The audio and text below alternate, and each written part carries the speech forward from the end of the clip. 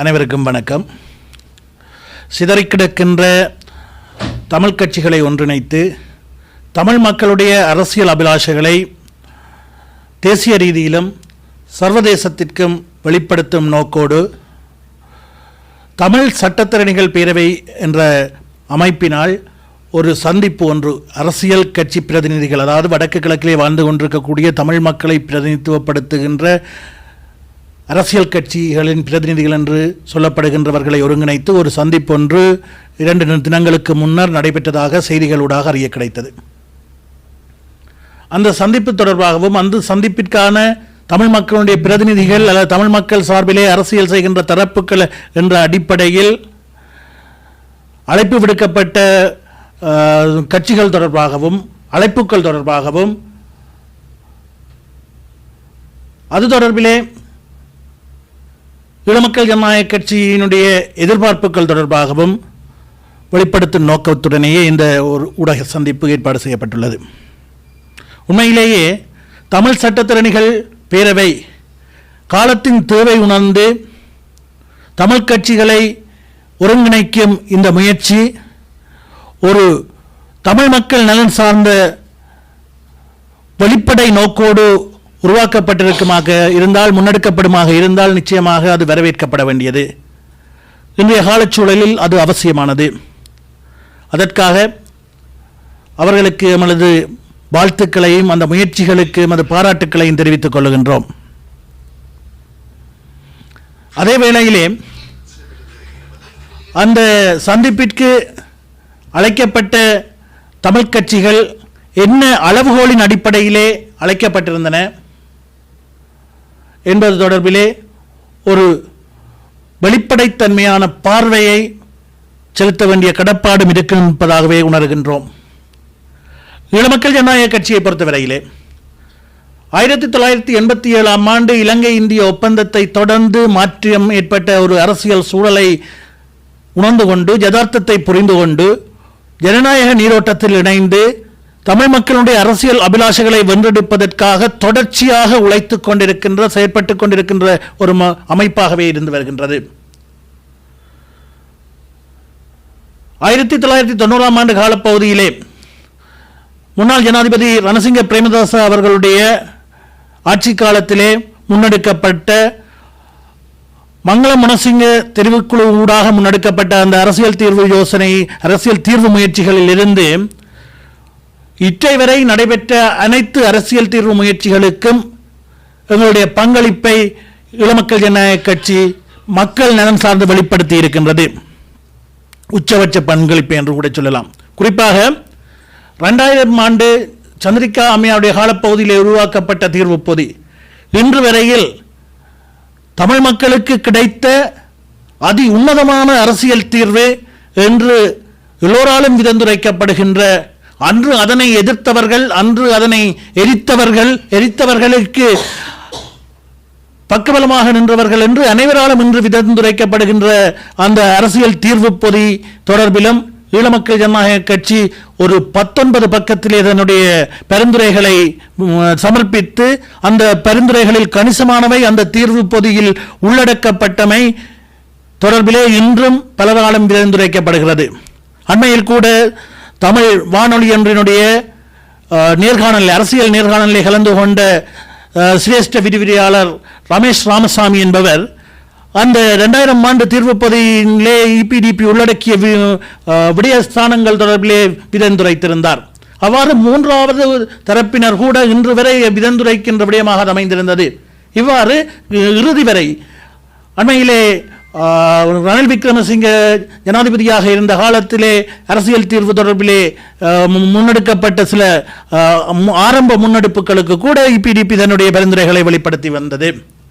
ஆக தமிழ் மக்களுடைய அரசியல் தீர்வு என்று வருகின்ற போது, தமிழ் மக்களுடைய அரசியல் அபிலாஷைகளை வென்றெடுப்பதற்கான செயற்திட்டம் என்று வருகின்ற போது தொடர்ச்சியாக பங்களிப்பை வெளிப்படுத்தி வருகின்ற ஒரு தரப்பாக இபிடிபி இருந்து வருகின்றது. ஆக அரசியல் தீர்வில் மட்டும் நாங்கள் கவனம் செலுத்தவில்லை, அரசியல் தீர்வு என்று மட்டும் காலத்தை கழிக்கவில்லை. சமகாலத்திலே சமாந்திரமாக எங்களுடைய மக்களுடைய இடிப்பையும் எங்களுடைய மக்களுடைய வாழ்வாதாரங்களையும் வலுப்படுத்தும் வகையிலான அபிவிருத்தி திட்டங்கள், அதேபோன்று எங்களுடைய இடிப்பை தக்க வைப்பதற்கான வேலை திட்டங்கள் என்று நாங்கள் தொடர்ச்சியாக முன்னெடுத்துக் கொண்டிருக்கின்றோம். அந்த வகையிலே அரசியல் தீர்வு விடயங்கள் பற்றி ஆராய்வுகின்ற தமிழ் தரப்புகள் என்று வருகின்ற பொழுது ஈழமக்கள் ஜனநாயக கட்சி தவிர்க்க முடியாத ஒரு அமைப்பாக நடுநிலை சார்ந்து சிந்திப்பவர்கள் எவருக்கும் இருக்கும் என்பது நம்முடைய ஒரு எதிர்பார்ப்பாக இருந்து வருகின்றது. அது மாத்திரம் இபிடிபி மாத்திரமல்ல, தமிழ் மக்கள் நலன் சார்ந்து சிந்திக்கின்ற எவரும் இவ்வாறான விடயங்களின் போது தமிழ் மக்கள் சார்ந்த கட்சிகள் என்று ஒரு முடிவை எடுக்கின்றோம் என்று சொன்னால் அதிலே பல்வேறு கட்சிகளும் உள்ளடக்கப்பட வேண்டும் என்பதுதான் எங்களுடைய எதிர்பார்ப்பாக இருக்கின்றது. உங்களை தெரியும், வடக்கு கிழக்கிலே மக்களுடைய வாக்குகளை பெற்ற பல அரசியல் கட்சிகள் இன்று இருக்கின்றன. அனைத்து கட்சிகளும் அழைக்கப்பட்டிருக்க வேண்டும்.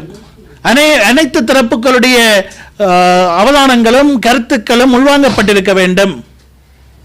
அவ்வாறு உள்வாங்கப்படுகின்ற போதுதான் அது ஒரு ஆரோக்கியமான ஒரு கருத்தாக அமைந்திருக்கும். குறிப்பாக வடக்கிலே கூட தமிழ் மக்கள் கூட்டணி இருக்கின்றது. முன்னாள் நீதியரசர் விக்னேஸ்வரன் ஐயா அவர்களுடைய கட்சியாக இருக்கின்றது. அந்த கட்சிக்கும் கடந்த காலங்களிலே கணிசமான வாக்குகளை மக்கள் வழங்கி இருக்கின்றார்கள்.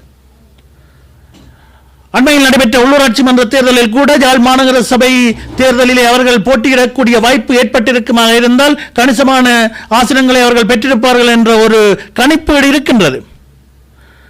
அதே போன்று கிழக்கை எடுத்துக்கொண்டமாக இருந்தால் தமிழ் மக்கள் விடுதலை புலிகள் அந்த பிரதேசத்திலே அவர்களுக்கான கணிசமான வாக்குகள் இருப்பதை நாம் அறிவோம். கடந்த கால தேர்தல்களிலே அவை வெளிப்படுத்தப்பட்டிருந்தது. இதிலே வேடிக்கை என்னவென்று சொன்னால், கடந்த சில தினங்களுக்கு முன்னர் தமிழ் சட்டத்திறனிகள் பேரவையினால் சமர்ப்பிக்கப்பட்ட நாட்டுக்கு எதிரான பயங்கரவாத தடை சட்டம் என்ற சட்ட வரைவு தொடர்பிலே சமர்ப்பிக்கப்பட்ட அவர்களுடைய அவதானிப்புகள் வெளியிடப்பட்ட போது அங்கே கலந்து கொண்டிருந்த மங்களாக்காவை இந்த சந்திப்பிலே காணவில்லை. சிரேஷ்ட சட்டத்திரணி திருமதி மங்களேஸ்வரி அவர்களை அந்த சந்திப்பிலே காண முடியவில்லை. சிரேஷ்ட சட்டத்தரணி மங்களேஸ்வரி அவர்கள் 2020 ஆண்டு நாடாளுமன்ற தேர்தலிலே கிழக்கு மாகாணத்திலே மட்டக்களப்பு மாவட்டத்திலே தமிழ் மக்கள் விடுதலை புலிகள் சார்பிலே போட்டியிட்டு கணிசமான வாக்குகளை பெற்றவர். அவர்களும் அங்கு பங்கு பெற்றி இருக்க வேண்டும். அவர்களுடைய வைபவம் இருந்திருக்க வேண்டும். ஆக இவ்வாறான விடயங்கள் ஒரு வெளிப்படைத்தன்மையோடு காலத்தின் தேவை உணர்ந்து முன்னெடுக்கப்படுமாக இருந்தால் அதனை ஏற்பாடு செய்கின்றவர்கள் ஒரு பரந்த சிந்தனையோடு குறுகிய அரசியல் எதிர்பார்ப்புகள் இன்றி அறிவு சார்ந்து தீர்மானங்களை முன்னெடுக்க வேண்டும் என்பதுதான் எங்களுடைய எதிர்பார்ப்பாக இருக்கின்றது. இது ஏதோ எமக்கான அழைப்பு விடுக்கப்படவில்லை என்ற காழ்ப்புணர்ச்சியின் வெளிப்பாடாக தயவு செய்து யாரும் சிந்திக்க கூடாது. இவ்வாறான விடயங்கள் காலத்தின் தேவை உணர்ந்து முன்னெடுக்கப்பட வேண்டியவை, அவை ஆக்கபூர்வமானவையாக முன்னெடுக்கப்பட வேண்டும். கடந்த கால அனுபவங்கள் இவைத்தான் எங்களுக்கு வெளிப்படுத்தி நிற்கின்றன.